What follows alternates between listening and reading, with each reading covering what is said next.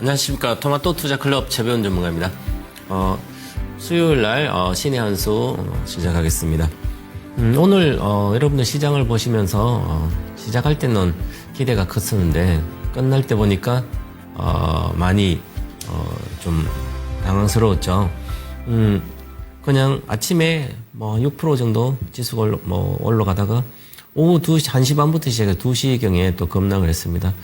요즘 이제 2시 때 많이 심리가 불안하면서 급락할 때가 많거든요. 이게 이제 헤지펀드들이나 단타꾼들의 이제 포지션 하면서 그렇거든요. 그래서 우리가 매수 쪽에는 주로 10시 때랑 오후에 2시에서 3시 사이에 주로 분할을 하시는 게 가장 좀 싸게 장중에 살 수 있는 구간이고요. 팔 때는 그럼 아침 일찍이라든지 아니면 낮 시간대 1시 때나 그때 파시면 될 것 같고요. 그만큼 지금 오늘 시장에서 좀 이따가 상세히 보겠지만 전반적으로 요즘 투자 심리가 많이 악화되어 있습니다. 6월 중순 고점까지 갈 때까지는 그냥 갖고 있으면 좋고 그다음에 막 매매해도 이익이 나고 하는데 지금은 매매할수록 손해가 나고 갖고 있으면 또 불안하고 그렇죠. 그래서 우리 주식을 하면서 늘 항상 심리가 불안합니다. 올라가도 불안하고 내려가도 불안하고 그러죠. 그래서 이 대중투자 심리에서 좀 벗어나서 냉정한 이성적인 사고만 갖고 투자를 임한다면 매매든 장기 투자든 성공 가능성이 아주 높아집니다. 아까 이제 정권통 팟에 보니까 저도 방송 이렇게 준비하면서 보면 포모 정후군의 반대말 그래서 퀴즈가 나오더라고요. 조모라고 하죠. JOMO 포모의 반대말 조모. 포모는 내가 안 사서 지금 안 갖고 있어서 소외되는 현상 이런 것 때문에 그냥 늦게라도 참여하는 그래서 결국은 손해를 본다든지 아니면 그렇죠. 그런데 조모 현상은 앞에 J가 조이니까 편안한 거죠. 내가 주식을 안 갖고 있어서 편안하다. 그래서 아니 위에서 팔아서 편안하다. 이런 생각이 이제 있는 분들이 저 사람들은 지금 주식을 위에서 사서 특히 반도체를 사서 많이 몰려 있네. 그래서 얼마나 힘들까? 나는 없으니까 행복해. 아니면 편안해. 이렇게 생각할 수도 있죠. 주식 투자에 한 수십 년을 이렇게 해보면 가장 잘하는 분들이 세상 1등주를 사서 한 번도 안 팔아먹고 갖고 있는 분들이에요. 그냥 좋은 주식을 많이 사서 자식한테 물려줄 주식처럼 자식한테는 좋은 주식을 많이 사서 하나로 더 주고 싶잖아요. 그죠? 돈만 생길 때마다 여유 자금이 생길 때마다 좋은 주식 우리나라에 10년 뒤에도 성장하고 회사가 계속 성장하는 기업이 있으면 거기에다가 계속 사줘서 갖고 있었다면 이미 노후가 되기 전에 퇴직하기 전에 인생 역전이 했겠죠. 지금도 이제 그런 생각을 좀 하고 조모보다는 늦게 사더라도 포모 정후에 있어서 그걸 극복해내면 되죠. 역경이면 극복해내는 거죠. 성공한 사람 특징입니다. 그래서 그 극복을 어떻게 했을까? 이번에 한 번의 실패는 성공이 없는 이런 것보다는 실패했으니까 아직 실패했으면 다시 성공할 수 있는 방법을 찾아서 하면 됩니다. 그에 도움을 제가 좀 드리도록 하겠습니다. 자, 저는 기본적으로 장기 투자자이면서 작은 것을 버리고 큰 것을 취하는 저 사소치대. 저는 세상 1등주만 실패 없는 1등주만 사모아도 돈이 부족하다. 이런 투자 철학을 갖고 있습니다. 그래서 이 시간에는 주로 대형주, 그 다음에 최고의 기업들, 구조적으로 성장하는 기업들, 한번 사면 팔기 싫은 기업들, 그런 것을 기업을 사는 그런 이제 전략을 주로 제시합니다. 하루 사고 하루 팔고 이런 것은 차트 보고 하면 되니까요. 투자의 관점에서 주로 말씀드리겠습니다. 자, 오늘은 시장이 국내 증시입니다. 국내 증시는 보시면 반도체 급등에 피지컬 AI라든지 로봇이 합세된 거죠. 삼성에서 이제 휴머노이드 로봇에 이제 사업보도 하고 해서 공격적인 어떤 진입을 하고 연구를 하고 있습니다. 그래서 좀 늦었죠. 그래서 레인보우 로보틱스는 좀 많이 떴었는데요. 사실 레인보우 로보틱스는 삼성이 옵션을 갖고 있었던 걸 올랐던 때가 그때가 뭐 늦게 알았어도 6만 원, 뭐 7만 원, 그다음에 10만 원대 초반에도 다 세상 사람 다 알았어요. 주식 그때 하고 있었던 분들은 레인보우 로보틱스가 삼성전자였구나. 그래서 그때 당시 뭐 3,500억 정도까지 들어가서 있었으니까 투자한 게 그러면 옵션을 행사하면 당연히 뭐 지분이 되잖아요. 그죠? 그래서 그럼 그때 사고 지금까지 있었으면 레인보우 로보틱스를 굳이 뭐 올라가고 내려가고 고민할 필요 없이 10만 원대 사가지고 한 50만 원 오면 한 5배 먹었으니까 근데 팔고 나오고 또 다시 하면 다른 거 하면 되잖아요. 그럼 복리가 되고 얼마나 좋아요. 그럼 지금 오늘 하루에 올라가니까 막 그 뉴스를 보고 막 사잖아요. 그럼 주로 빨리 사고 빨리 뉴스 보고 빨리 사서 먹고 나오고 또 다른 거 하게 이런 심리 단기 매매자들이죠. 그래서 할 수 있는 분 해도 되지만 그래서 오늘 시장은 전반적으로 그나마 반도체는 급등했다가 다시 반도체는 좀 제자리로 내려와서 흘러내렸는데 피지컬 AI랑 로봇은 좀 더 종가 기준으로 보면 반도체보다 강했습니다. 그래서 지난주에 제가 이 시간에 하이닉스를 보면서 단정적으로 말씀을 드렸어요. 지수도 마찬가지고 지난주에 저점을 찍었다. 이제는 박스권 그래도 급등을 하진 않겠지만 시세 탄력이 낮아지면서 박스권으로 진입한다. 그렇게 내서 한 8월 중순까지는 그런 형태로 박스권이다. 이렇게 말씀드렸는데요. 그래서 오늘 또 이렇게 보면 바닥이 하긴 했다고 뭐 100% 아직은 시그널은 나오진 않았습니다. 하지만 바닥을 확인하는 과정이 있고요. 그 다음에 중요한 게 지난번에 제가 초기에 할 때 외국인들은 8월 중순부터는 돌아올 것이다. 오히려 순매수가 들어갈 것이다. 이렇게 제가 단정적으로 말씀을 드렸는데 지금 외국인들은 오늘 같으면 공격적으로 매수해서 들어왔습니다. 자, 그러면 오늘 들어온 게 과연 또 뭐 내일 팔릴 수도 있잖아요. 그래서 구조적인지 추세적으로 들어오는 건지 그것을 고민을 해봐야 되죠. 그래서 좀 이따가 이제 말씀을 드릴 텐데 소두에서 말씀드리면 이제 외국인들은 팔 거 다 팔았다. 반도체가 폭락을 하면서도 나올 건 다 나와 거의 다 팔 사람은 헤지 펀드 보면 팔 사람 팔고 그 포지션 한 거 하고 장기 포지션을 계속 포스로 갈 수는 없으니까 이제 그리고 차익 실현이라든지 그 다음에 뭐 SK 하이닉스 ADR 발행에 관련된 물량이 나온 거라든지 뭐 이런 그러면서 같이 삼성전자까지 나온 거 반도체 업종 조정 리밸런싱 이런 것도 해서 일단락 됐다 이렇게 확정적으로 좀 말씀드려도 되지 않을까. 그래서 이제는 한 달 정도 뒤부터는 외국인 수급이 꾸준히 들어올 수 있는 그런 구조로 바뀔 걸로 저는 기대를 하고 있습니다. 그 관련된 건 이 시간에 계속 체크해 드리도록 하겠습니다.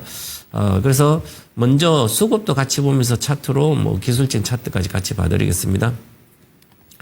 보시면 오늘의 수급 먼저 이렇게 보면 코스피 코스닥이 정강 후약인데요. 외국인이 대규모 매수했다. 순매수했다. 그리고 반도체 급등하고 흘러내렸습니다. 그럼 이제 반도체에 대한 흘러내렸으니까 정강 후약 아침에 셌다 그대로 흘러내렸어요. 그러면 반도체가 바닥 찍은지 안 찍은지 확신은 들지는 않지만 반도체 관련된 중성심이 약해졌구나. 대중 투자자들이 그럼 누가 팔았을까? 개인들이 그냥 질렀다가 이제 개인들이 오히려 팔았죠? 그러면 개인들이 뿔뿔이 흩어지고 있습니다. 그러면 거의 이제 흩어진 거예요. 그죠? 아직도 똘똘 뭉쳐있다면 바닥이 멀었다는 거죠. 그래서 흘러내렸기 때문에 그 좋았던 반도체까지 흘러내리고 있습니다. 그래서 어느 정도 바닥이 임박했다 아니면 바닥을 찍었다 이렇게 볼 수도 있습니다. 이 심리적으로 보면. 자, 그래서 코스피가 0.74 오늘 뭐 고점이 6%대였죠. 코스닥도 또 마이너스를 갔고요. 그래서 지금 요즘 이제 제가 이렇게 코스닥 지수를 보면서 저는 뭐 원래부터 코스닥에는 실적이 받쳐주는 것은 뭐 반도체 장비라든지 그 다음에 뭐 특별한 것은 크지 않는데 시가총액 상위 보면 바이오라든지 2차전지라든지 이런 것은 실적을 못 받쳐주니까 그거는 뭐 모멘텀으로 테마처럼 움직이잖아요. 근데 장비주들은 반도체 장비주들은 요즘 장비가 핵심적인 장비들은 한 20%까지 가격이 올라갔습니다. 장비가 올라가니까 시설 정수비도 더 많이 올라가는 거예요. 그 TSMC도 시설 정설비를 한 15% 올렸습니다. 예상을 앞으로 가이던스. 그만큼 장비값이 올라가서 올라가는 거죠. 그래서 장비주는 실적이 지금부터 뭐 잘 나오고, 근데 장비는 계속 들어가는 게 아니기 때문에 뭐 앞으로 뭐 국내에서는 강주 이제 호남 팹도 있으니까 뭐 계속 좀 좋아지겠지만 그래도 고점에서 물리면 반도체 장비를 물리는 것보다는 세트 업체를 물려야 된다. 이렇게 즉 삼성 하이닉스를 자 그렇게 보고요. 그다음에 이제 코스닥이 아주 좀 어렵습니다 지금. 그래서 코스닥이 어렵기 때문에 일반인들은 이제 국민 성장 펀드라도 여러 가지 펀드가 와서 코스닥을 살려주기를 정책적으로 보자는 단기적으로는 그럴 수 있어요. 하지만 이 시대의 흐름이 대형주만 가고요. 그 다음에 레버리지 상품, 즉 관련된 상품들만 집중되는 시대입니다. 미국도 그렇고 우리나라도 그렇고요. 그러면 가면 갈수록 중소형주나 실적이 받쳐주지 않는 것은 테마조차도 형성이 안 될 가능성이 높아졌습니다. 그래서 하루라도 빨리 내가 실적이 추세적으로 좋아지는 것 말고 그냥 테마 쪽으로 잠깐 들어갔다 물린 것은 다 청산해서 팔아서 지금 오히려 실적주를 장기적으로 아주 좋은 주식들이 많이 있습니다. 국내에서 그런 주식으로 갈아타는 게 저 포트폴리오를 리밸런싱 하는 게 개인 투자자도 지금 그럴 때다. 이렇게 말씀드리고요. 자, 오늘 보시면 올해 코스피에서 20번째 매수 사이드카가 발동됐어요. 엄청 자주 나왔죠? 그만큼 올라갈 때도 급등했는데 이제는 매수 사이드카하고 매도 사이드카도 마찬가지지만 이제 자주 나오지 않을 걸로 보입니다. 이제는 탄력성이 떨어지고 가고 있습니다. 우리가 이제 불기둥을 뽑다가 막 급락해요. 그죠? 차익 실현은 급락하면 급락하면 사람들이 그래도 믿어요. 올라간 거 보고. 그 다음 내려왔잖아요. 내려올 때 이렇게 내려오면 계속 믿고 있어요. 여기 갔으니까. 다시 금방 올라갈까, 금방 올 거라. 근데 안 올라가는 거예요. 더 내려가는 거예요.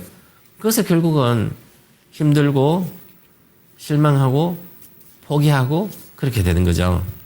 근데 이게 항상 반복됩니다, 늘. 그래서 주식을 하면서 변동성을 이해하는 게 기본이에요. 주가는 당연히 변동을 하는 거예요. 주식이 100배 올라간 주식도 올라가다 30%대 빠질 때가 많아요. 그러면 엔비디아가 지금 세상 1등 엔비디아 주식은 계속 끝없이 올라갔을까, 주식이? 저는 엔비디아를 2012년부터 미국 주식 딱 한 종목은 엔비디아만 사라고 그랬거든요. 왜 사라고 했냐면 인조인간 시대가 앞으로 10년, 20년대에 올 거다. 난 10년, 20년 뒤를 보고 그냥 엔비디아를 단 얼마나 사놓으면 되니까. 그래서 저는 엔비디아만 사라고 그랬어요, 외국에는. 그래서 가그부터 테슬라도 2010년도 상당히 좋았지만 테슬라는 우리나라 전기차 배터리 하면 삼성 SDI가 있으니까 테슬라도 그거 하면 되는 거죠. 그랬고 물론 테슬라가 훨씬 더 많이 올라갔습니다. 그렇더라도 자 그러면 그래서 이제 그렇게 보면 이제 코스닥 쪽도 참 어려운 길이 있다. 그래서 쉽게 반등이 어렵지 않을까 그렇게 봐서 좀 냉정하게 좀 생각을 해봐야 될 것 같습니다. 자, 그래서 그리고 또 내일 아침에 우리가 코스피가 이렇게 정강 호약된 게 2시부터 막 급락한 게 알파벳 실적이 이제 미국장 끝나고 장 후에 나오는데 알파벳이라든지 테슬라라든지 텍사스 인스트루먼트라든지 뭐 소형주 컨텀스 캐피털 이런 게 실적이 나옵니다. 줄줄이 나오는데요.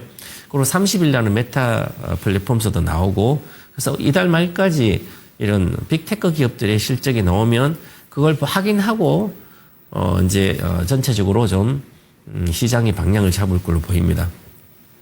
근데 저는 지난주에도 말씀드렸지만 실적 볼 필요가 없다. 알파벳뿐만 아니라 잘 나온다. 잘 나오는데 이제 가이던스가 어떻게 나오는지가 중요하죠. 그래서 보고 있고요. 자, 그럼 오늘 이렇게 종목을 보면 삼성전기, 에코프로는 이렇게 플러스인데 나머지 파란색이 많죠. 이건 마이너스들. 아침에 다 플러스인데 마이너스 같습니다. 자, 그렇게 보고요. 그 다음에 수급을 잠깐 보면 외국인 2.6조 2조 6천억 순매수를 했는데 공격적으로 순매수했습니다. 자, 오늘 2조 6천억 순매수 했는데 왜 지수가 아침에 올라가서 유지를 못했을까? 개인이 계속 팔고 있는 상태에서 금융투자가 계속 팔고 있습니다. 한 1조 팔았는데요.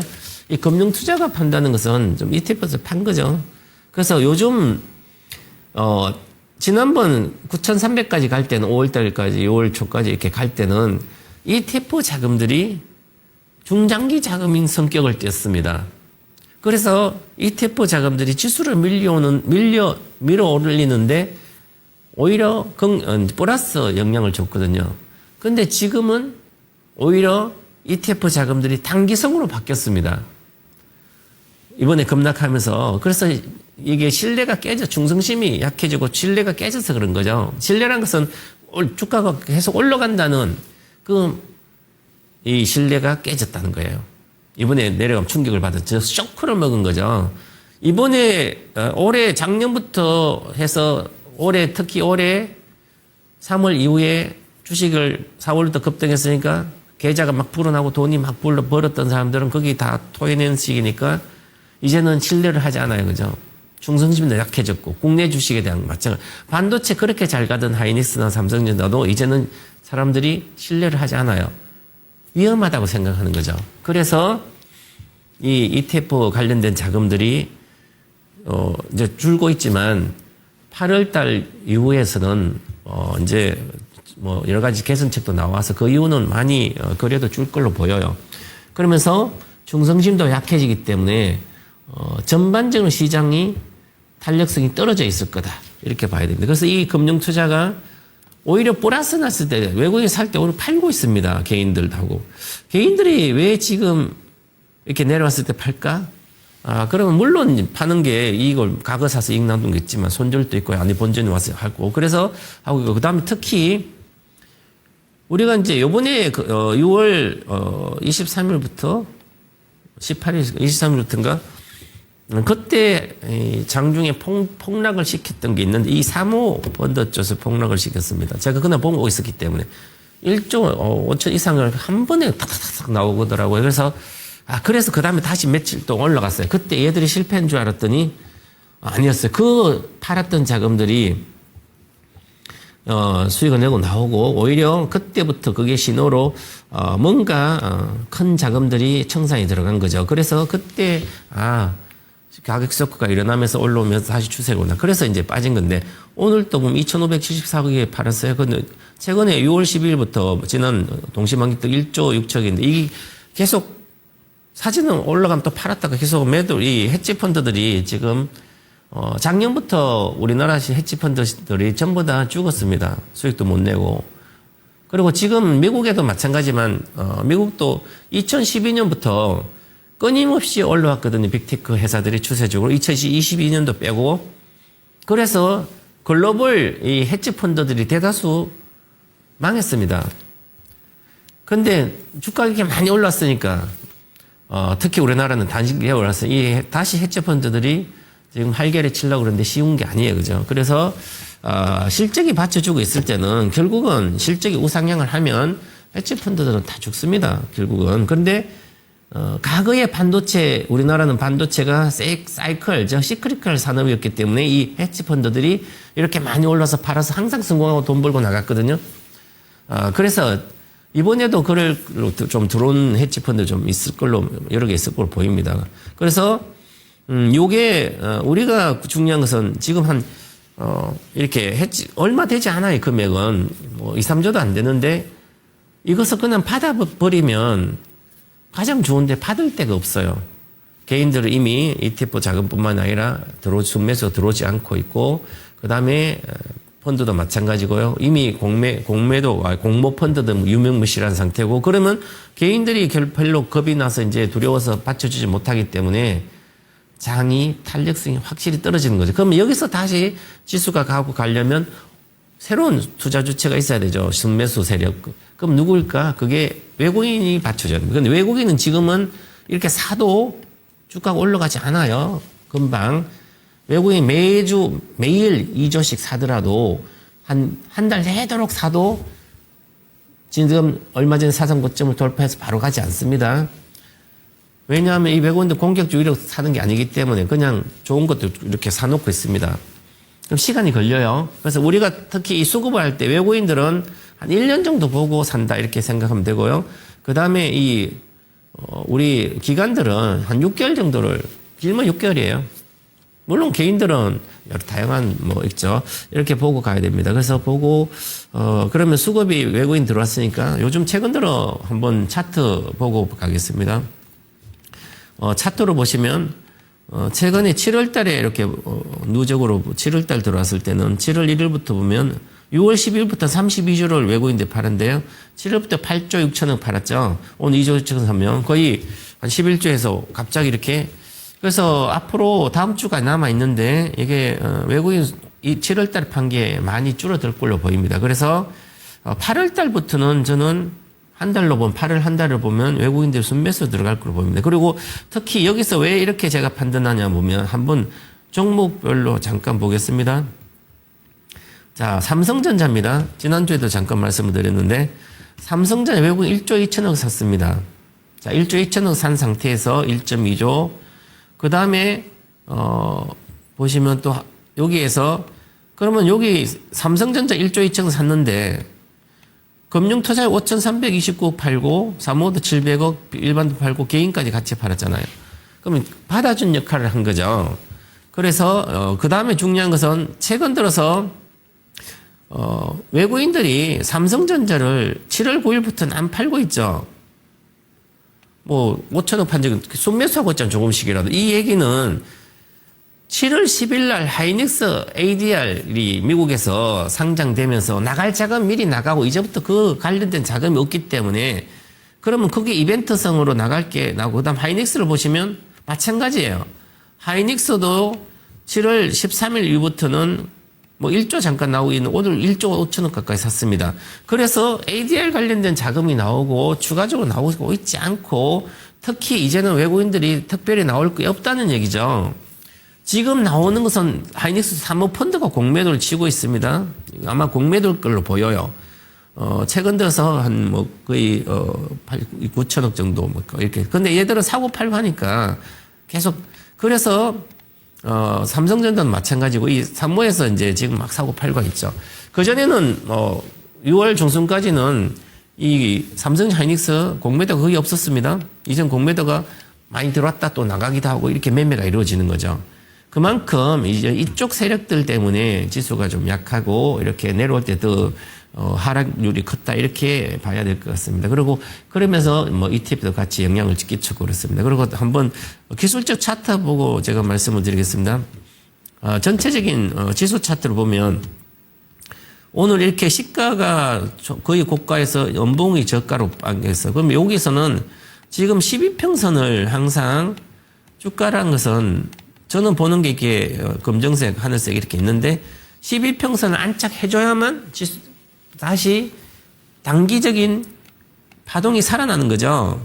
오늘 안착을 못했습니다. 그래서 안착 못했다로 이 최근의 저점은 지수의 저점 어제 삼성전자 저점이었으니까 최근 들의 저점. 그래서 어제 저점이지만 이것을 거의 깨지 않으면 다시 내일 정도 양봉이 뜨고 이렇게 하면 12평선 들어가게 되면 안정이 됩니다. 그죠? 그럼 박스권을 해결할 수 가능성이 높고요. 그렇게 해결할 걸로 보여서 그래도 이제 거래가 많이 줄어 있잖아요. 이렇게 오히려 줄어들었습니다. 그리고 침체돼 있고요. 그래서 탄력성은 떨어져 있다. 그래서 금방 올라갈 거라고 기대하지 마시라. 이렇게 먼저 정리하고 넘어가겠습니다. 그나마 외국인들 수급이 바뀌었다. 많이. 그래서 이제는 외국인들이 시장을 하락을 부추기지 않을 것이다. 지금은 헤지펀드만 오늘 아침에 장이 막 갈 때 헤지 계속 사모펀드 매도는 계속 나오더라고요. 이쪽에서 힘이 죽어야 빠지면 쉽게 올라가지만 그러지 않고는 계속 박스권이 이렇게 그래도 밑으로는 못 밀어내진다. 이렇게 단기성이기 때문에 그렇습니다. 그 자금들이. 그렇게 보고 가도록 하겠습니다. 자, 그 다음에 자, 저희가 이제 요 지수를 가게 된다든지 장이 올라가려면 어떤 근거가 있어야 될 거 아니에요. 그죠? 그래서 이 근거를 찾는 게 아주 중요한 거죠, 지금. 그러면 한번 이렇게 고가 대비 지수가 30%대 빠졌고요. 하이닉스도 44% 빠지고 삼성전자도 37% 빠지고 이렇게 빠졌으니까 다시 올라가려면 국내 시가총액이 가장 높은 게 반도체인데 두 종목이고요. 우리 이제 일본 증시, 도쿄 증시를 니케이 225로 봤더니 거기는 시가총액 100조 이상짜리가 한 30개 정도 됩니다. 그리고 시가총액 1000조 이상짜리는 없는데 900조까지 가는 거 뭐 있고 이렇게 나머지 뭐 키옥시아도 금방 올라갔다 내려가 하는데 안정축에서 우리나라는 삼성의 하이닉스 두 개만 해도 시가총액 뭐 2,500조 이렇게 지금 넘잖아요. 그죠? 그러면 지난번에 거의 4,000조까지 갔다가 그래서 우리나라는 두 종목에 의해서 모든 게 지수가 절대적 영향을 끼치고요. 대만은 TSMC 한 종목으로 영향을 끼치는 거죠. 그래서 우리 지수의 영향력은 올라갈지 내려갈지 그것은 또 지수 관련된 ETF 한지 선물하신 분들은 삼성과 하이닉스 실적을 계속 분석해서 반도체 업황을 분석하고 해야 되는 거죠. 그래서 그게 제일 중요한 겁니다. 그래서 한번 제가 먼저 이렇게 엔비디아를 보면서 한번 말씀을 드려보겠습니다. PPT 보시면 자, 엔비디아와 주가와 EPS 재무 비율 보면 이게 끊임없이 고성장세입니다. 자, 그러면 우리가 AI 혁명 시대 23년도부터 열었는데 22년도 10월이 적가면서 그러면 AI 혁명 시대 열 때 가장 엔비디아가 열었잖아요. 그럼 엔비디아의 GPU하고 하이닉스의 HBM이니까 AI 혁명 시대의 시가총액 50등 안에 있는 미국도 그렇고 우리나라도 그렇고요. 가장 많이 올라갈 주식이 뭐예요? 미국은 엔비디아고요. 우리나라는 하이닉스죠. 그래서 처음부터 제가 23년도 이미 AI 혁명시대 투자 비법을 해드리면서 아카데미를 자, 세계 1등주를 찾고 이 AI 혁명시대 행동대장을 찾아야 된다. AI 혁명 수계는 챗GPT를 한 오픈 AI고요. 그걸 때문에 이제 모든 게 AI 서비스로 이제 가는 거죠. 그죠? AI 어시스턴트. 그래서 그러면 GPU, 엔비디아, HBM, 하이닉스 이 두 개 회사가 같이 행동대장이에요. 그죠? 그러면서 생산은 TSMC 해주니까 생산보다 더 중요한 것은 얘들 회사들이에요. 위탁 생산을 하는 거니까. 그래서 이 엔비디아를 주식을 이렇게 보니까 EPS, 주당 순이익은 끝없이 우상향 됐죠. 지금도 우상향하고 있어요. 지금도 사상 최고로 이익이 계속 나오는 거예요. 자, 그런데 주가란 것은 여기 25, 여기서 폭락해서 여기 마이너스 44%가 빠졌습니다. 빠지고 이렇게 올라갔어요. 또 240달까지, 230 몇 달까지 갔었죠. 이게 한 10.8달러부터 시작했거든요. 22년도 10월. 그래서 23배, 4배 이렇게 24배 올라갔었어요. 자, 그런데 우리가 주식이란 게 계속 올라가지 않는다. 10배, 100배 가는 주식 마찬가지예요. 그럼 엔비디아가 1000배 정도 올라갔거든요. 저 밑에서. 한 몇 년 동안. 그런데 22년도에는 21년도 고가 대비 마이너스 70%까지 빠졌어요. 34달러에서 10.8달러가 내려갔으니까 마이너스 70% 빠졌어요. 그리고 나서 끊임없이 올라갔어요. 20배를. 그래서 이렇게 여기 빠졌을 때는 이제 AI 혁명 시대가 열린다는 몰랐으니까 유동성이 축소되면서 확 빠진 거죠. 코로나 끝나고 반도체가 더 많이 빠지니까 메모리 반도체도 마찬가지. 여도 그렇게 빠졌어요. 그 이후부터는 실적이 계속 좋으면 빠질 수가 없는 거죠. 즉 실적이라는 건 매출액하고 영업이익이지만 매출액은 20% 이상을 앞으로 2년 뒤에나 3년, 특히 3년 뒤에 매출액 20% 이상 올라가고 예상이 되면 그에 대한 실적을 20% 이상 증가될 예상 확인이 제가 믿는다면 주가는 단 한 주도 팔면 안 됩니다. 즉 고성장을 하고 있다는 거죠. 글로벌 경제 성장률 1%, 2%대에서 만이야 과거에는 성장률 5% 이상 막 됐지만 지금은 2% 내외가 많잖아요. 크잖아요. 그죠? 그러면 연간 20% 이상을 성장한다는 거, 매출 외형 성장한다는 것은 경제 성장하면 10배 정도 성장, 아니면 아무리 높아도 미국에 3, 4%도 있으니까 그러면 5배에서. 그러니까 고성장인 거죠. 그러면 이런 고성장 섹터에 있는 주식들은 밸류에이션, 가치를 부여할 때 일반적인 종목보다는 한 3배 정도 더 높게 봐줘야 되는 거죠. 그래서 PER을 30배, 22배, 30배 이렇게 가잖아요. 그럼 그걸 정상적으로 주가란 거죠. 그게 적정 주가란 겁니다. 그래서 이렇게 이게 끊임이 넣으니까 주가는 올라가다 30, 40% 빠져도 또 올라가게 됩니다. 그래서 그러면 내가 2, 3년 뒤에, 특히 3년, 5년 뒤에도 실적을 예측하고 그 실적이 20% 이상 증가된다면 이렇게 폭락했을 때는 적극적인 매수, 마지막 기회다 이런 생각하고 추가로 살 수 있는 생각이 들어야죠. 그래서 보시면 매출 상승세가 26년도 1월 기준 보면 65%예요. 자, 여기 그러면 26년도 1월 이미 나온 길라운 그럼 65% 성장. 그 전에는 24년도 1월 달에는 매출액 증 125%고요. 25년도 1월은 114%. 그래서 24년도 이렇게 125%는 올라갔으니까 23년도 대비해서. 그럼 23년도 주식을 샀으면 폭등할 거 아니에요. 그죠? 그래서 미리 앞으로 매출이 크게 성장한 주식이 있다면 그것은 사놓고 있으면 쌀 때 남들이 아무도 관심 없고 쌀 때 사놓으면 대박이 터지는 거죠, 말 그대로. 자, 그러면 뭐 순이익 증가 볼 필요 없이 매출액 증가가 외형 성장 주가에 가장 영향이 큽니다. 왜냐하면 외형이 커지니까 이렇게 봐야 될 것 같고요. 그 다음에 보시면 그 다음에 주가의 추세 상승세도 이렇게 증가되고 있고 지금도 이제 성장세는 못해도 내년 상반기도 한 30%대는 나올 걸로 보여요. 자, 그러면 이 엔비디아가 이렇게 매출 성장세가 20% 이상 계속되면 핵심적인 GPU가 계속 성장하는 거잖아요. 지금 이제 엔비디아가 이따 미국장에 이야기했지만 베라 루빈이 이제 고객들한테 차세대 반도체 베라 루빈은 이제 고객들한테 인도하기 시작했습니다. 그만큼 또 실적이 늘 거 아니에요. 그거 자세도 더 비싼 거니까. 그래서 이렇게 늘게 되면 주식은 가다가 행보를 오랫동안 1년 동안 행보 또 그 성장률 또 반영돼 또 주식이 또 올라가게 됩니다. 그래서 제가 이미 23년도 제가 예측은 $10 때부터 130달러는 일단은 10배는 가고 그 다음에 $300 내외 가서 즉 $270에서 $300 가면 조정을 받고 한 2년 정도 조정을 받으면 그 다음에 다시 랠리를 시작해서 2032년 제가 32년도까지 이미 2027년도까지는 제가 $270 본 거고요. 아직 1년 남았습니다. 충분히 목표가 갈 걸로 보이고 2032년도까지 제가 엔비디아 주가 목표는 $1,000입니다. $1,000가 100배입니다. $10에서, 그죠? 그래서 그에 대한 변함은 아직 변함은 없습니다. 그만큼 성장하고 있는 거죠? 그래서 이렇게 보시면, 그래서 엔비디아도 그러니까 주가가 20몇 배씩 갔잖아요? 하이닉스도 24년도 저가 대비하면 20배 올랐어요. 14만 4천부터 280만 원이니까 300이, 그죠? 그러니까 비슷하게 오는 거죠. 그래서 지금 좀 쉬고 있지만 이렇습니다. 그래서 25년도 상반기 고점 대비 마이너스 45% 하락후 추세 복원이 지속됐잖아요. 이렇게. 그러면 이 실적과 주가의 상관관계는 실적과 주가는 동행을 합니다.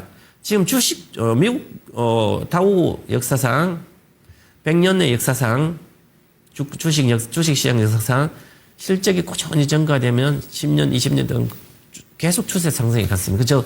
주가와 실적은 장기적으로 동행한다는 것은 불변의 테마입니다. 자, 그 상태에서, 그 다음에 실제로 지금, 실적이 좋은데도, 하이닉스 3도 좋잖아요? 좋은데도 내려왔잖아요. 주가가 거꾸로 막 30, 40% 내려왔잖아요? 40%, 50%. 그것은 단기적으로 차익 실현이 몰린다든지, 이거 모멘텀이 있어서, 아니면 유동성이 축소되는 과정, 금리가 올라가는지, 아니면 전체적으로 자금이 좀 빠져서, 어디로 간다든지 그러면 유동성이 축소 때문에 그럼 유동성이 늘어나고 따라서 이 변동성이 크게 생기는 거죠. 지금 그런 상태다. 차익 실현과 유동성 축소. 그럼 유동성 축소되면 다시 유동성이 늘어야 주식 올라갈 거 아니에요. 그러면 그 유동성이 늘어날 수 있는 그 근거를 찾아야 되면 그럼 실적 계속 좋으면 다시 들어오겠죠. 그런 얘기입니다. 이렇게 보셔야 될 것 같고요. 자, 그다음에 우리가 중요한 것은 좀 전에 실적과 주가는 장기적으로 동행한다 그랬잖아요. 그래서 과거에 이 삼성 하이닉스도 안 좋다가 하이닉스 실적이 안 좋다가 25년도 20 안 좋았잖아요. 안 좋다가 다시 실적이 작년부터 우상향하면서 실적이 폭발하니까 주식은 결국은 올라가잖아요. 그죠? 올라가니까 자, 삼성전자도 24년도 11일 날 그때 저가 기준에서 49,900원인가 그렇거든요. 내려올 때는 계속 이 누적 수익률은 마이너스 95%나 이렇게 누적이 빠져요. 계속. 그런데 다시 꾸준히 올라가고 있으니까 복리가 발생돼서 올해 6월 10일 고점 기준으로 2년간 9배가 오릅니다. 그죠? 827%. 그 다음에 하이닉스는 24년도 9월 19일 날 여기 14만 4천 원이거든요. 4천 원. 그러면 280만님, 290만님 20배잖아요. 20배인데, 그런데 요게 기준으로 보면 수익률이 복리로 가면 20배 올랐으니까 계속해서 좀씩 계속 복리가 되는 거죠. 즉, 복리가 가속화되니까 결국은 수익률이 4,309에서 45배 오르는 거예요. 그래서 옛날부터 갖고 있는 사람을 이길 수 없는 거죠. 갖고 있는 수십 배 올라온 거잖아요. 그죠? 이 복리 때문에 그런 거예요. 그래서 수익이 이렇게 크게 올라가고요. 특히 만약 이 복리를 가속화하려면 내가 24년도 만약 9월 19 저점에서 현물 하이닉스를 안 사고 하이닉스 레버리지 했다면 그걸 사놨으면 이 45배가 아니라 90배가 아니라 한 200배 이렇게 올라갔을 거예요. 그죠?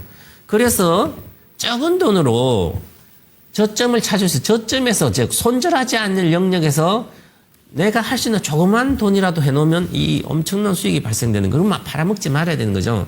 보유를 해야만 복리가 돼. 그런 개념을 꼭 이해를 해야만 이 장기 투자를 할 수 있고, 그러면 이 장기 투자하려면 실적이 좋아야 되잖아요. 그 실적 분석이 가장 중요한 겁니다. 주가를 시세를 맞추는 게 아니라 그 기업의 앞으로 미래 이익 성장, 뭐 매출 성장, 그리고 시대가 어떻게 흘러가는지, 기업의 이익에 삼성전자 하이닉스 이익 성장이나 매출 성장을 예측하는 것보다 더 중요한 것은 앞으로 어떤 시대가 열려서 결국 그 시대에서 부응을 해서 삼성전자 하이닉스가 수혜를 받아 1등 수혜준지를 알게 되면 삼성전자 하이닉스 실적 분석할 필요가 전혀 없습니다. 앞으로 AI 혁명 시대는 반도체가 핵심이고 끊임없이 반도체 수요가 끝없이 소비가 된다고 생각이 든다면 당연히 그에 맞춰서 삼성전자 하이닉스 시설 증설하고 또 매출하고 또 시설 증설, 시설 또 매출하고 하겠죠. 그죠? 그러니까 그 시대 흐름을 보는 게 훨씬 더 중요한 겁니다. 구조적인 흐름. 그래서 제가 2035년도에 새로운 지구가 하나 탄생된다. 그 새로운 지구에 사는 핵심이 인간이 아니다. 저 같은 인간이 아니다. 인조인간이다. 그럼 인조인간 뭘 소비해요? 인조인간 소비하는 게 반도체, 머릿속 반도체, 그다음 몸, 로봇 이런 거잖아요. 그죠? 그다음 통신, 데이터 센터. 그다음에 내가 보고 느끼는 거 전부 다 저장해서 얼마나 잘 저장해서 그것을 갖다가 쓰는, 즉 갖다 연산은 뭐 이미 다 데이터하면 연산보다도 일을 하게 만들면 조금 연산하면 그러면 HBM이 계속 많이 있어야 되고요. 그다음 SSD 메모리도 많아야 되고요.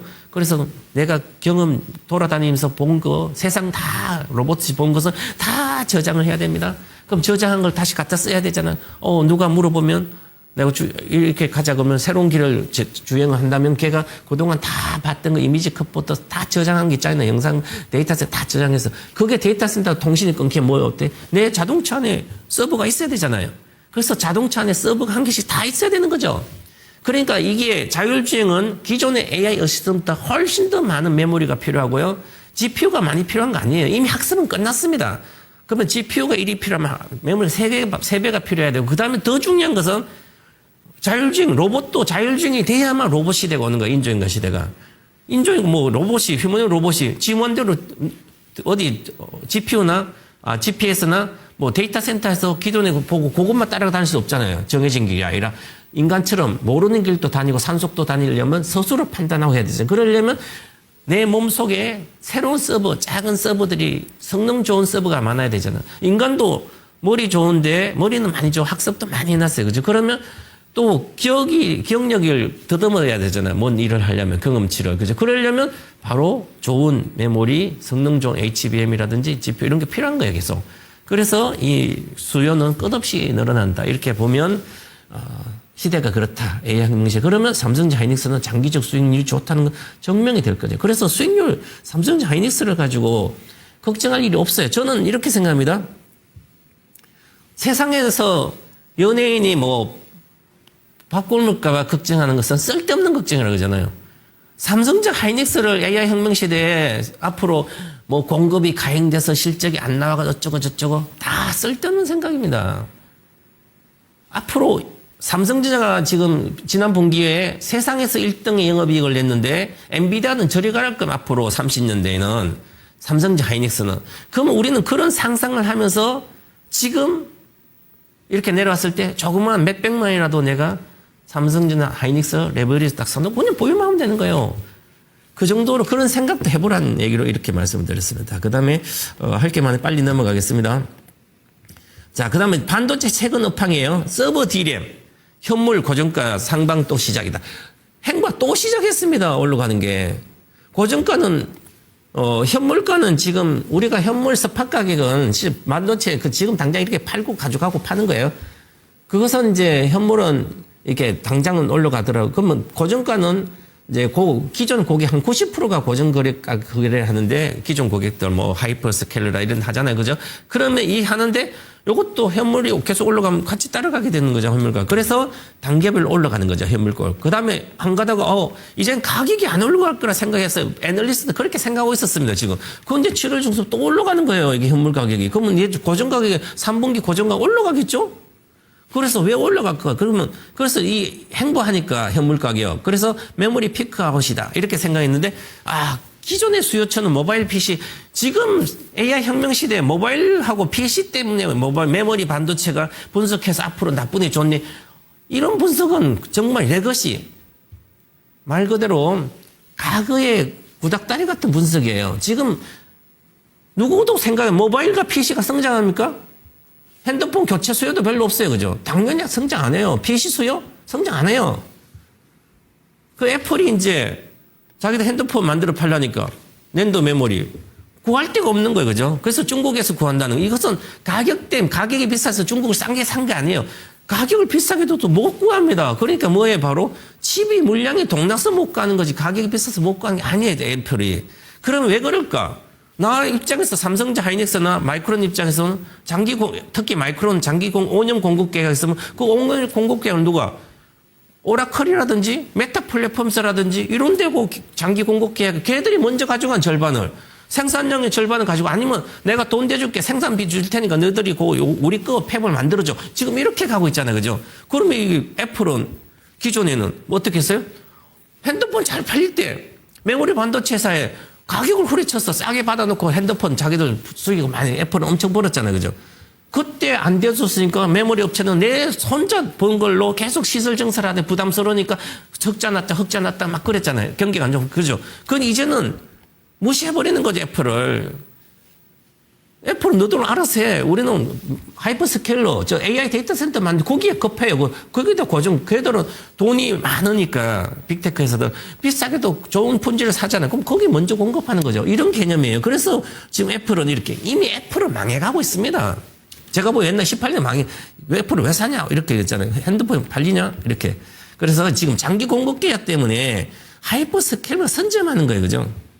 그래서 지금 또 새로운 아주 중요한 게 또 한 가지 있으면 이거에 아주 이제 중동의 소브린 AI 투자가 시작됐는데 내년에는 소브린 AI라는 것은 우리가 AI 데이터 센터를 지금 아마존 걸 쓰잖아요. 빌려다가 메타 플랫폼에서 외부 임대를 한다고 하잖아요. 그걸 임대를 해서 썼는데 그거보다 그걸 쓰다가 아마존 거 쓰다가 보고 쓰잖아요. 그죠? 쓰다가 이제는 우리나라 국가에서도 데이터 센터를 새로 따로 만들어서 우리나라 전략적 산업이라든지 군이라든지 관련된 보안 산업은 전부 다 우리나라의 AI 데이터 여기서만 운영해야 되는 거죠. 다른 데 유출 안 되게. 그러려면 각 국가만의 데이터 센터를 각자 또 만들어야 됩니다. 지금 하이퍼스케일러, AI 데이터 센터 운영하는 업체 빌려주고 아마존이라든지 메타 플랫폼, 구글에 이런 데가 지금 네이버라 이런 데가 필요해서 지금 공급이 되고 있는 메모리 칩들이 GPU가 그런데 AI 반도체가 그건 이제는 각 국가마다 만들어야 됩니다. 그래서 우리 삼성, SK 최태원 회장도 AI 데이터 센터 사업 앞으로 1100조를 투자해서 15기가와트를 하겠다잖아요. 그죠? 계속 만들어야 돼요. 그럼 그게 또 반도체 또 들어가잖아요. 그죠?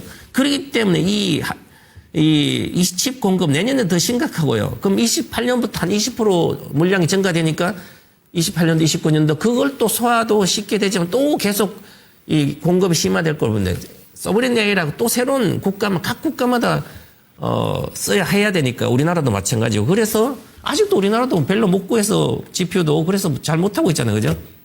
이제 중동이 서브린 AI로 들어가면 석유 자본으로 엄청나게 많이 또 필요한 거죠. 그죠? 그만큼 수요가 늘어나고 있다. 이렇게 보고요. 지금 D램 가격이 D램 60GB DDR5 현물 가격이 3,100에서 3,400달러로 왔는데 6월 고정 가격은 1,380이에요.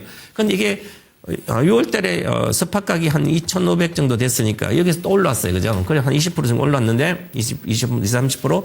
그래서 이 시장 예상치 15% 정도 오를 거라 봤는데 보고 있는데 이제 3분기 여기에 더 크지 한 20, 30% 올라갈 거로 보입니다. 그러면 내년에도 내년에 이제 가격이 많이 올랐으니 공급이 내년 제한되니까 물량이 안 늘어나니까 가격이 안 올라가고 가격이 다운되면 실적 다운될 거예요.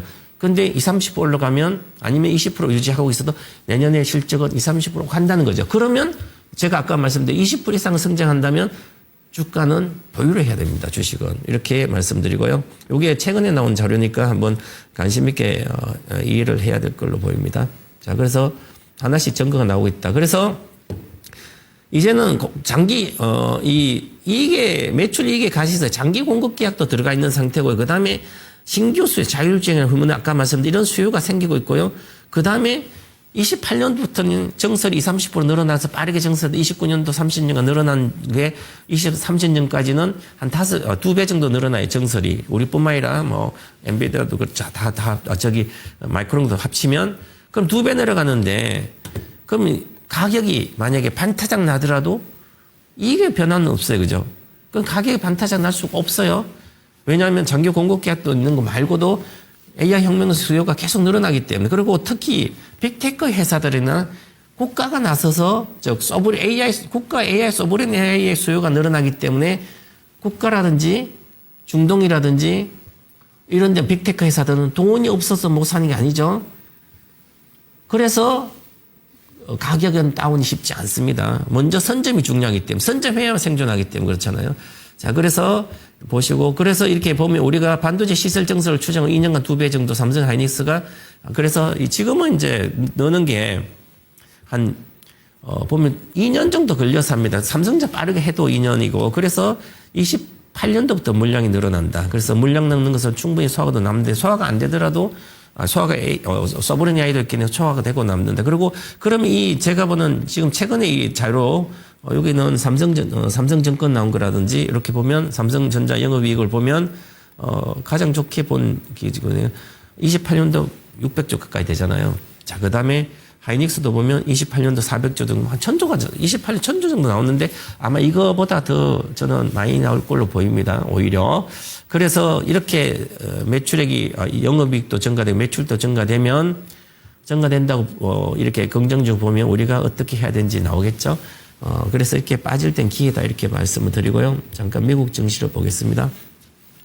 자, 그래서 미국 증시를 보면 지금 현재 미국 증시가 움직이는 거는 자 보면 아까 시작할 때 6시 때는 5시 때는 이 차트 이렇게 보면 하이닉스도 뭐 좀 이렇게 빠질 거 병력이 있다가 나머지 좀 지금 10시 반에 개장하니까 좀 플러스가 좀 나오고요. 별로 안 빠집니다. 자, 그래서 특히 제가 지난주에 SK 하이닉스를 ADR을 가지고 제가 170달러까지 올라온다 그랬잖아요. 그래서 이거 보면 저는 여기 와서 어저께 173달러 갔어요. 오늘 지금 현재까지 173달러. 그래서 요거 170달러 저항이에요. 저항이라서 이 저항선을 여기 잘 돌파해서 지금 갈 때가 아니에요. 다시 내려왔잖아요. 그죠? 그럼 여기서 155달러와 지금 165달러 사이에 일단은 있다가 주 후반에 올라가지 않을까 이렇게 보고요. 그래서 이번 AI 빅테크 회사들이 실적이 어느 정도 확인하고 이 추세가 나올 걸로 보입니다. 그래서 미국에서는 정신은 AI 투심 회복이 어저께 됐는데 지금 그래서 반도체 중심 저가 매수가 있었고요. 그다음에 알파벳과 오늘 장 끝나고 테슬라 캐펙스 회사에서 가이던스에 시설 증설을 앞으로 어떻게 할지에 대해서 시설 증설 줄인다고 그러면 반도체가 약세가 이어진다든지 그럴 수 있죠. 그런데 이미 반도체 주가가 이미 내려왔기 때문에 가이던스 안 좋을 거라 생각하고 오늘 오후에 우리나라도 빠졌기 때문에 캐펙스 가이던스를 증가시킨다는 게 안 나올 거라 생각하고 이미 시장에서 반응한 것 같습니다. 그런데 그러더라도 이번에 가이던스가 좀 안 좋게 나온다 하더라도 캐펙스 시설적 가이던스 안 좋게 나온다 하더라도 특별한 문제는 없지 않을까 주가 측면에는. 그래서 바닥권이다 이렇게 봐야 되지 않을까 이렇게 보여집니다. 그래서 그렇게 보시고요. 그리고 특히 이제 미국에도 반도체가 중심인데 투심이 회복 중이에요 일반적으로. 그래서 그리고 회복 중이니까 어저께 반도체도 많이 올라가 하면서 전부 다 푼 포지션들이 이제 콜로 바뀌어서 매수로 바뀌어서 콜옵션 매수세가 더 강화됐습니다. 50% 이상 56% 이제 비중이 높아지면서 콜옵션이 강화되니까 단기적으로 대규모 풋을 추가 하락에 대한 것을 청산하고 오히려 매수를 했기 때문에 그러면 주가 하락은 제한적이라는 거죠. 매수가 들어온다는 거잖아요. 이제 매도 포지션 이익 실현한 거예요, 많이. 그래서 지금은 미국도 레버리지 시장, 옵션 시장, 개별 옵션 시장 아주 커져 있습니다. 그래서 이 레버리지가 주로 움직입니다. 한 쏠림 현상으로. 그렇기 때문에 우리가 이 레버리지는 기본 대용주 위주로잖아요. 그죠? 단일 종목도 그렇고. 그래서 반도체 섹터라든지 그래서 다른 섹터로 시세가 확산돼. 반도체 이후에 다른 섹터를 볼 필요가 없다. 반도체 위에 조정받고 또 가면 또 반도체다. 다른 섹터를 보지 말아라. 특히 국내에서는 저는 반도체 이후에 조선, 전력주, 조선주, 전력주, 화학주, 철강주 다 잊어라. 그 다음에 엔터주, 관심도 없다. 잊어라. 식품주 다 잊어라. 이미 시세가 많이 났고 더 이상 나기 쉽지 않아요. 그죠? 사상 고점 돌파를 못한다고 저는 확정적으로 말씀드립니다. 제가 틀리면 좋겠지만. 그리고 반도체 이후에 조정받고 또 다음에 제2의 반도체를 위해서 제2의 삼성전, 제2의 하이닉스 찾지 말아라. 앞으로 계속 얘들이 제 1등이다. 앞으로 계속 1등이에요. 그죠? 그래서 다시 장이 좋아져도 반도체가 다시 가능하다. 이렇게 봐야 됩니다. 그게 핵심이다. 이렇게 말씀드리고요. 미국도 마찬가지예요. 그래서 어제 같은 경우에 청산하면서 들어가면 보니까 반도체 먼저 올라가잖아요. 자, 그래서 그리고 엔비디아 베라 루빈 고객사가 공급 시작됐기 때문에 엔비디아 실적이 이제 좋아지는 거예요. 급등하기 시작해요. 자, 그리고 그래서 다음 분기 실적 나온 거 보고 이 베라 루빈 반영이 된다면 주가가 또 올해 연말이나 내년 초부터 엔비디아 랠리가 시작될 걸로 보입니다. 늦어도. 그러면 내년 초부터 내년 상반기까지 엔비디아는 270달러, 300달러까지 갈 걸로 보입니다. 이 베라 루빈 실적이 반영되면. 그렇게 오늘 우리나라가 또 7월 20일 동안 반도체 수출 보니까 반도체 수출이 181% 늘어서 작년보다는. 물론 작년엔 그렇게 좋은 건 아닌데 181%면 지난보다 더 좋거든요. 그러니까 메모리 수출이 잘 되고 있다는 거죠. 그래서 메모리 실적에 대한 우려를 하지 말아라. 이렇게 먼저 말씀드리겠습니다. 자, 그리고 오늘 재변 전문가 관심 종목 0193T0 0193T0 요게 코덱스 SK 하이닉스 단일 종목 레버리지입니다. 고점 대비해서 마이너스 72% 빠졌고요. 기초사산도 44% 빠졌기 때문에 지금은 이제 14,000원대인데 최고의 절호의 기회다. 추가 매수 또는 신규 강력 44,400만 사가지고 지금 1,400만이라면 다시 1,400을 사면 4,400 5,800만이잖아요. 근데 회복하면 1,400만이 3배는 올라가잖아요. 기본. 새로 산 1,400이. 3배 가니까 5,200이에요. 그러면 기존 거하고 9,000 하면 1억 주. 그죠? 그러니까 회복만 돼. 지금 물 타면 회복만 해도 수익이 크다는 거죠. 거의 7, 80%. 그만큼 폭락했으니까 엄청 기회라는 거죠. 그래서 레버리지는 70% 빠졌을 때 물 타야 되고요. 3배짜리 레버리지는 90%대 빠지면 물 타면 돼요. 고점 대비. 자, 그래서 지금은 물 탈 때고 아니면 신규 매수다. 자, 지금은 투자 전략은 초장기 투자 보유 전략을 해야 되고요. 그러기 위해서는 지금 이 레버리지를 01394 삼성전 레버리지는 굳이 지수 서문에도 안 하고 요걸로 하시면 3년, 5년 뒤에도 실적이 보장된다고 내가 그랬잖아요. 그러면 복리가 가속화가 돼. 지금 300만 원만 사놔도 된다. 이렇게 해서 관심 종목 보고 있다. 저는 이렇게 말씀드리겠습니다. 그래서 미국 전시 정리하면 AI 투심 회복에 반도체주 적감에서 시작됐다. 그리고 오늘 장 끝나고 테슬라 실적 보고 내일 보고 전반적으로 좀 더 확신을 가든지 아니면 조금 더 시간이 걸리다 이렇게 판단하시면 좋을 것 같습니다. 자, 그래서 오늘의 한마디는 레버리지 투자 이 성공 비결도 역시 장기 투자가 정답이다. 이렇게 말씀드리겠습니다. 자, 오늘 시청해주신 시청자 여러분 감사드리겠습니다. 감사합니다.